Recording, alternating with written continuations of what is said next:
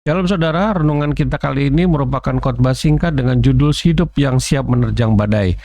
Ketidakpastian keadaan dunia saat ini menjadi topik dari banyak pihak seolah-olah sebagai kabar duka yang membangun rasa takut. Akibatnya kita bisa kehilangan damai sejahtera Allah. Tetapi bagi Allah apapun yang ada di kolong langit Dia tahu dan Dia izinkan terjadi. Mari kita lihat bagaimana kuasa Tuhan terjadi seperti dikatakan dalam ayat 41 ayat 2. Siapakah yang menghadapi aku yang kubiarkan tetap selamat, apa yang ada di seluruh kolong langit adalah kepunyaanku. Kita harus terus diingatkan bahwa segala sesuatu itu adalah di bawah kehendak Dia, sebagai ciptaan dari Dia, dan juga segala dari Dia, oleh Dia, dan kembali kepada Dia agar namanya dimuliakan. Demikianlah pemahaman tadi sangat dikenal oleh Daud, dan dirinya dapat mengatakan bahwa setiap orang percaya tidak akan takut menghadapi apapun juga. Seperti dikatakan dalam firman Tuhan, Mazmur 112 ayat 7, demikian ia tidak takut kepada kabar celaka, hatinya tetap penuh kepercayaan kepada Tuhan.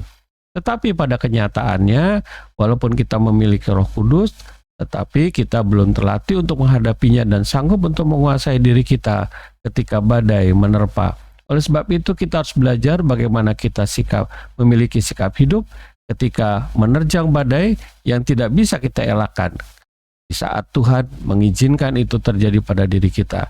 Yang pertama yang harus kita pahami adalah hidup takut akan Tuhan. Bapak Ibu sekalian, kita lihat di dalam Mazmur 25 ayat 12, demikian firman Tuhan, siapakah orang yang takut akan Tuhan, kepadanya Tuhan menunjukkan jalan yang harus dipilihnya. Kehidupan dalam badai ibarat orang yang sedang terombang-ambing tanpa jelas tujuannya. Dirinya merasakan dalam gelap dan tidak bisa menentukan langkah-langkah yang harus diambil. Tetapi Daud berkata, berbahagialah tiap orang yang takut akan Tuhan dan suka terhadap perintahnya, karena orang tersebut akan menerima jalan keluar yang harus dipilihnya. Seperti Allah berpesan bahwa pencobaan kita adalah biasa-biasa saja, tidak akan melampaui kekuatan kita. Dia akan memberikan kita jalan keluar yang penuh harapan.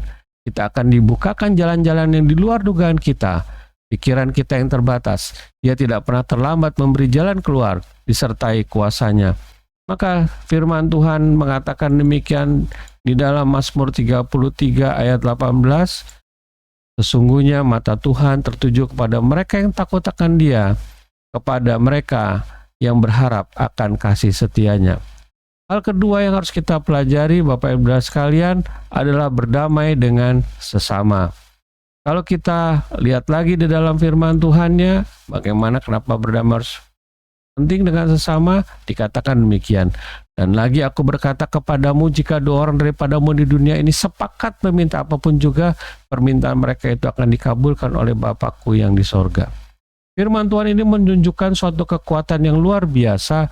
Ketika kita bersekutu dan sepakat di dalam nama Yesus, maka apapun yang kita minta akan dikabulkan Bapa di sorga. Persekutuan ini hanya terjadi ketika kita memiliki damai satu dengan yang lain. Dan hidup damai merupakan wujud dari mengasihi sesama.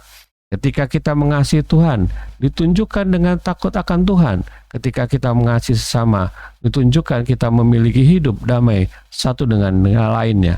Kehidupan damai ini akan menarik berkat Allah kepada setiap anggota yang bersekutu dan sepakat. Karena Tuhan tahu bahwa persekutuan ini akan saling mendukung dan membawa kebaikan bagi setiap anggotanya. Kita akan lihat di dalam firman Tuhan Mazmur 133 ayat yang pertama dikatakan demikian, nyanyian siara Daud sungguh alangkah baiknya dan indahnya apabila saudara-saudara diam bersama dengan rukun, dan disitulah berkat-berkat akan dicurahkan. Bapak Ibu sekalian, yang ketiga yang mau kita pelajari adalah hidup berdamai dengan diri. Kalau kita tahu bahwa diri kita sebagai orang Kristen adalah ciptaan yang baru seperti dikatakan dalam 2 Korintus 5 ayat 17. Jadi siapa yang ada di dalam Kristus adalah ciptaan yang baru, yang lama sudah berlalu, sesungguhnya yang baru sudah datang.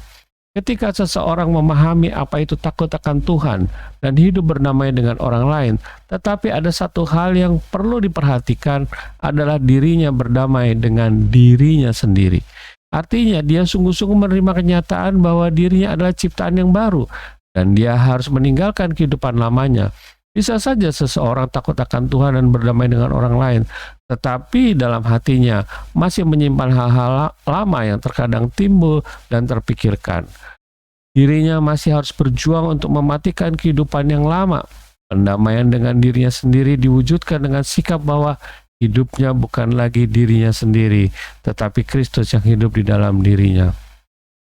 Seperti dikatakan di dalam firman Tuhan Galatia 2 ayat 20, demikian dikatakan, namun aku hidup tetapi bukan lagi aku sendiri yang hidup, melainkan Kristus yang hidup di dalam aku. Dan hidupku yang kuhidupi sekarang di dalam daging adalah hidup dalam iman, dalam anak Allah yang telah mengasihi aku dan menyerahkan dirinya untuk aku.